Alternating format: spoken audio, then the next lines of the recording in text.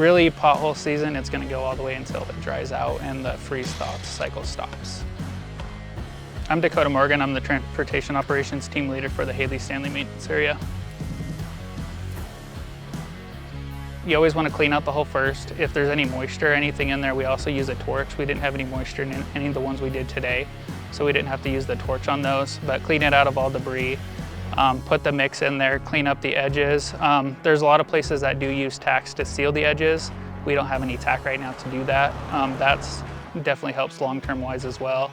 And then compaction in the end. After you get the hole cleaned up, the compaction with the tamper in the end, that's a key thing too. You always like to leave them a little bit high too, because traffic will compact them a little bit. So if you do see potholes that are patched, you always see a little dip. It's because they weren't left high after traffic's gone through. We had the bigger trailer, so that's heated, and then you can also use hot mix in there as well.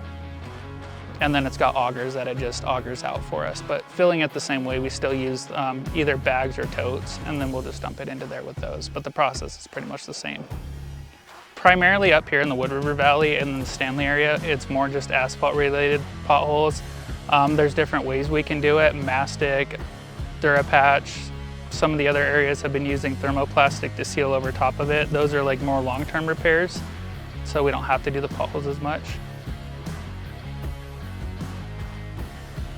When we have a tendency to see the most potholes is after storms, and so that's a lot of the time where you'll see them. So, you know, just because the road's wet or starting to dry up and stuff like that, I'd still say go slow down more than usual, just because, you know, if we haven't had time to go out and fix the potholes, more than likely they're going to be there.